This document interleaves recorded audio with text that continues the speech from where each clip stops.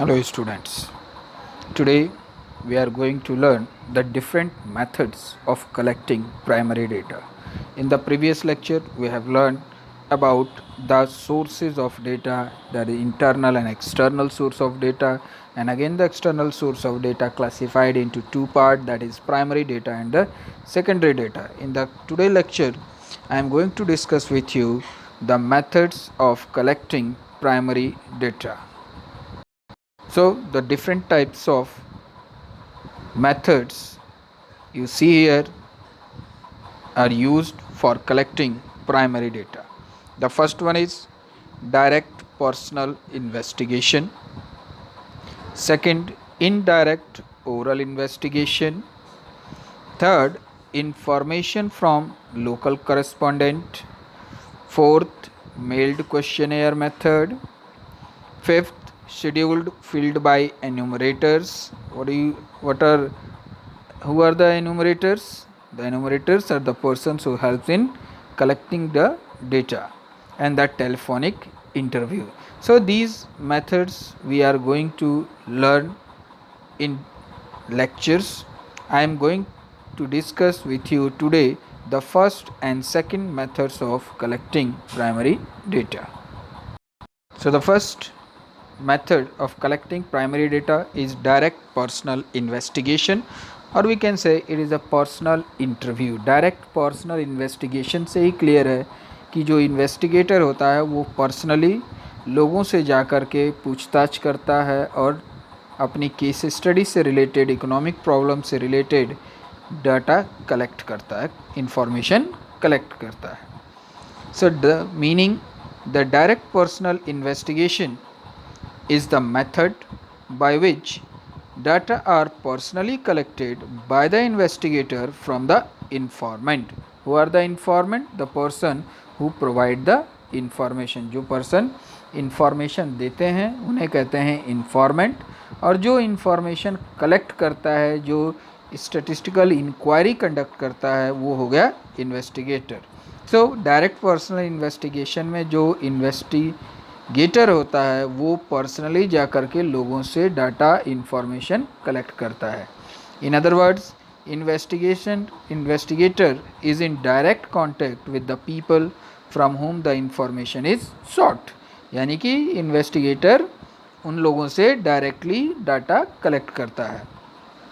Success of this method depend on efficiency, impartiality and tolerance of the investigator.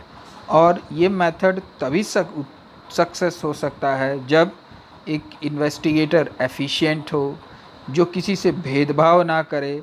ठीक है. Example, interviewing students of a school personally to know their pocket expenses. अब मान लीजिए कोई investigator है, उसे पता करना है कि हर बच्चे को कितना पॉकेट मनी मिलती है खर्च करने के लिए, तो क्या करेगा, हर एक बच्चे से पर्सनली जा कर के इसके बारे में पूछेगा. So this is direct personal investigation method in which investigator directly contact with the people from different part or a particular organization and collect the required data. Suitability, अब किस किस जगह पर इस डायरेक्ट पर्सनल इन्वेस्टिगेशन मेथड को use किया जा सकता है. So direct personal investigation is suitable when area of inquiry is limited. छोटे क्षेत्र में, छोटी जगह पर अगर हमें कोई इंक्वायरी कंडक्ट करनी है, पूछताछ करनी है, तो हम वहाँ पे ये मेथड अप्लाई कर सकते हैं. Maximum degree of accuracy is needed. दूसरी चीज़, अगर हम चाहते हैं कि जो डेटा हम कलेक्ट करें वो एक्यूरेट हो, उसमें किसी तरह का डाउटफुल ना रहे, तब वहाँ पर ये मेथड यूज किया जाता है. Direct content with informant is necessary. और मान लीजिए जब आप चाहते हैं कि आप पर्सनली जा कर के जो इन्फॉर्मेंट है, जो डाटा अवेलेबल कराएगा, आपको बताएगा, इंफॉर्मेशन प्रोवाइड करेगा, तो उस केस में आप डायरेक्ट पर्सनल इन्वेस्टिगेशन मेथड को यूज़ कर सकते हैं. Secrecy of information is significant and the data are required to be original. जहाँ पर सीक्रेसी मेंटेन करना ज़रूरी हो और जहाँ पर original data, that is the first hand information की ज़रूरत है, तो वहाँ पर हम इस मेथड को यूज़ करते हैं. Now what are the merits? Accuracy. क्यों एक्यूरेसी है? क्योंकि यहाँ पर जो इन्वेस्टिगेटर है वो पर्सनली जाकर लोगों से पूछताछ करता है और डाटा कलेक्ट करता है. Data collected by this method are fairly accurate as information is collected from the source of origin. और यहाँ जो डाटा कलेक्ट होता है वो एक्यूरेट होता है, सही होता है, क्योंकि जो सोर्स ऑफ इंफॉर्मेशन है, जो लोगों से बात करके डाटा कलेक्ट किया जाता है, तो वो सही मिलता है. Originality, it provide first hand information. So original data are collected, पहले से किया हुआ डाटा नहीं होता है, इसलिए ये फर्स्ट हैंड इंफॉर्मेशन है, ओरिजिनल फॉर्म में होता है. रिलायबिलिटी, हम इस पर भरोसा कर सकते हैं. Since information is personally collected by the investigator and the inquiry is intensive, data collected are reliable. Reliable का मतलब जिस पे हम भरोसा कर सकें. तो यहाँ पर इन्वेस्टिगेटर खुद जा कर के डाटा कलेक्ट करता है, इसलिए वहाँ किसी तरह का कोई क्वेश्चन ही नहीं उठता है कि यहाँ पर जो डाटा कलेक्ट किया गया है वो गलत है या उसमें एक्यूरेसी नहीं है. ठीक है, so that we are rely on the data collected by the investigator.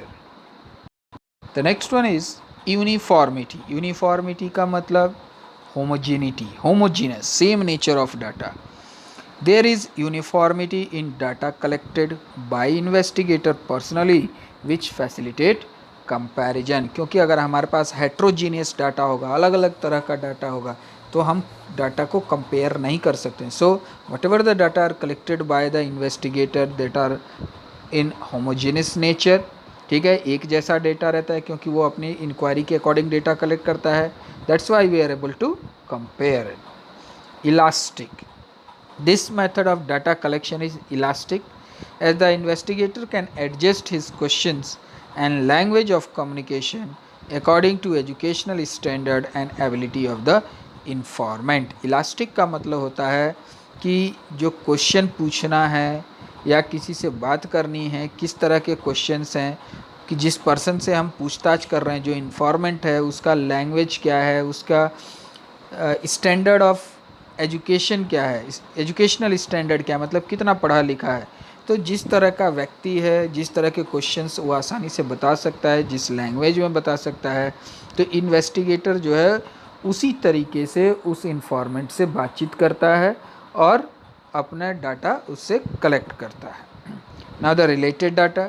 Since investigator is in contact with informant, he can collect other related information from them. और अगर इन्वेस्टिगेटर जो है आसानी से जो इन्फॉर्मेंट है उससे किसी दूसरे तरह के डाटा भी कलेक्ट कर सकता है, क्योंकि ऑलरेडी वो उससे पर्सनली बातचीत करता है. So these are the different merits of direct personal investigation. Because in the examination the question will ask in which you have to give the meaning along with the advantage and disadvantage. Now the next one is demerits. Difficult to study vast area. क्योंकि ये छोटी area में ही कारगर है, हम बड़ी area के लिए इस मेथड को यूज नहीं कर सकते. This method cannot be used if the field of inquiry is large. It can be used only when field of inquiry is limited. क्योंकि ये छोटी जगह में कारगर हो सकता है, बड़ी जगह ज़्यादा दूर एरियाज़ में हम इसको कंडक्ट नहीं कर सकते. Costly. This method is costly. It is expensive in terms of time, money and efforts involve. और ये खर्चीला मेथड है क्योंकि पर्सनली आपको हर जगह विजिट करना पड़ेगा, टाइम देना पड़ेगा. ठीक है, पैसा खर्च होगा, समय खर्च होगा, मेहनत ज़्यादा लगेगी. Personal bias. The data can lose credibility and reliability if the investigator is biased. Personal bias can give wrong result.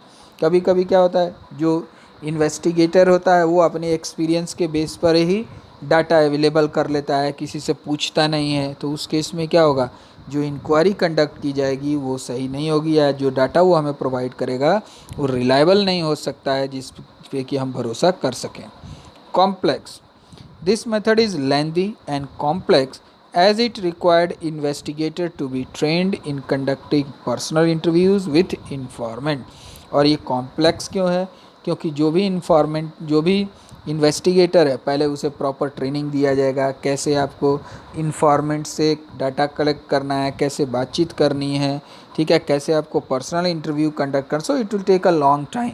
It is a complex process. So these are the demerits of direct personal investigation. The next method of collecting primary data is indirect oral investigation. Indirect oral investigation का मतलब जहाँ पर हम लोगों से personally बात नहीं करते हैं. Indirect oral investigation is the method by which information is obtained orally from people who are expected to possess the necessary information and not from the persons regarding whom the information is needed. यानी कि हम इस method में जो है लोगों से orally बात कर लेते हैं, किसी दूसरे से अगल बगल से बात करके हम डाटा कलेक्ट कर लेते हैं, ना कि उस पर्सन से हम बात करते हैं जिससे हमें इंफॉर्मेशन कलेक्ट करनी होती है. उसके छोड़ करके हम किसी दूसरे लोगों से, आस पड़ोस, जैसे किसी के घर के बारे में हमको पता है फिर भी हमें उस व्यक्ति के बारे में पता करना है कि वो कैसा है, क्या, कब आता है, जाता है, तो हम अगल बगल आस पड़ोस से उसके बारे में जानकारी हासिल कर लेते हैं. तो उसी तरीके से हम इस मेथड में अगल बगल के लोगों से, आस पड़ोस के लोगों से जानकारी हासिल करते हैं, ना कि उस व्यक्ति से जिससे हमें डाटा कलेक्ट करना है.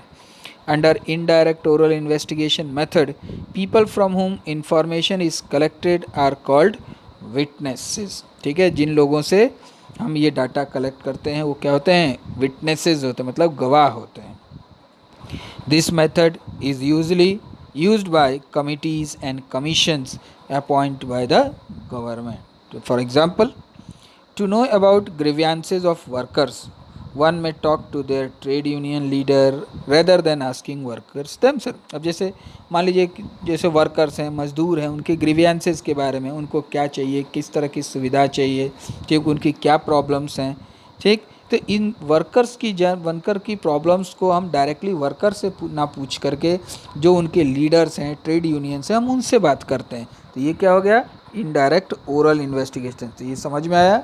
इनडायरेक्ट ओरल इन्वेस्टिगेशन का मतलब जिस व्यक्ति से हमें डाटा कलेक्ट करना है, हम उसको छोड़ करके उसके बारे में किसी दूसरे व्यक्ति से हम डाटा कलेक्ट करते हैं. ठीक है, तो ये हो गया इनडायरेक्ट ओरल. और डायरेक्ट पर्सनल इन्वेस्टिगेशन में हम उसी व्यक्ति से बात करते हैं जिससे हमें डाटा कलेक्ट करना होता है. So suitability, this method is suitable when the field of inquiry is large. जब बड़ा एरिया में आपको डाटा कलेक्ट करना होता है. Direct contact with concern informant can not be establish. और हम डायरेक्टली उसी व्यक्ति से बात नहीं करते हैं जिससे नहीं करना चाहते हैं, जिससे हमें डाटा, जिसके बारे में हमें जानकारी हासिल करनी होती है. Concerned informants are incapable of providing information due to illiteracy or ignorance. और ऐसा क्यों होता है? क्योंकि जो इन्फॉर्मेंट है वो बताने की हालत में नहीं होता है या पढ़ा लिखा नहीं होता है, इसलिए जो ज़रूरी जानकारियाँ होती हैं हम दूसरे लोगों से कलेक्ट करते हैं. Inquiry is complex in nature that only specialised people can give detail. और ये इंक्वायरी कॉम्प्लेक्स इन नेचर है क्योंकि जो स्पेशलाइज लोग होगा, ठीक है, स्पेशल पर्सन होगा, वही उस व्यक्ति के बारे में जानकारी दे पाएगा. So what are the merits? Covers wide area. सबसे बड़ा मेरिट्स है कि ज़्यादा से बड़े एरिया को हम कवर कर सकते हैं, ज़्यादा बड़े एरिया में हम सर्वे करके डाटा कलेक्ट कर सकते हैं. This methods cover a wide area of investigation. This method can be use when field of inquiry is large. Cost effective. Since it saves labor, time and money, it is less expensive than direct personal investigation. Simple. This method of data collection is simple and convenient. आसान है. And expert opinion. Since investigator can seek expert opinion, data collects are reliable. इसलिए जो expert लोग हैं, जिनके पास जानकारी होती है, उन्हीं लोगों से बात करके हम डाटा कलेक्ट करते हैं, इसलिए हम इस तरह के फैक्ट्स एंड फिगर्स पर हम भरोसा कर सकते हैं. Now the demerits. Lack of accuracy. अब यहाँ लैक ऑफ एक्यूरेसी क्यों है? क्योंकि जिस व्यक्ति से हमें बात करनी है हम उससे नहीं बात करके दूसरे से बात कर रहे हैं, तो अब ज़रूरी नहीं कि जो दूसरा व्यक्ति है वो सही जानकारी दे. As the information is obtained from the third party witnesses and not from the person directly concern, there is a possibility of not getting true information. इसलिए ज़रूरी नहीं है कि वो जो व्यक्ति है वो सही जानकारी आपको देगा. Next one is personal bias. There is a possibility of information being biased as various evidences obtained may sometimes be exaggerated by the witnesses.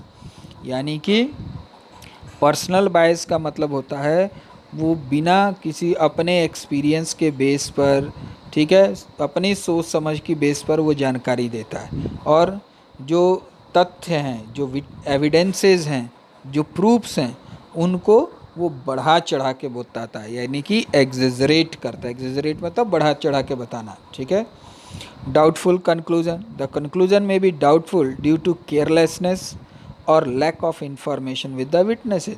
और जो भी हम कंक्लूजन ड्रॉन करेंगे after the collecting of data वो doubtful होगा, क्योंकि जो witness है वो ज़रूरी नहीं है कि हमको सही इंफॉर्मेशन प्रोवाइड करे। So after understanding the method of collecting primary data, that is direct personal investigation and indirect oral investigation, let's go through the differences between the two. So first one is coverage. So in case of direct personal investigation, this method is suitable for a small area, and indirect oral investigation, this method is suitable for wider area. Originality, the data collected are original in nature in case of direct personal investigation, and this method lacks originality as witnesses provide information. Cost, it is more costlier in time, money and efforts, and it is less costlier in time, money and efforts. Reliable, किस पे हम ज़्यादा भरोसा कर सकते हैं? Direct person, क्योंकि हमने उसे पर्सनली उस व्यक्ति से कलेक्ट किया है. This method is more reliable as information is collected directly from the informant, and in case of indirect oral investigation, this method is less reliable and information is collected from the witnesses.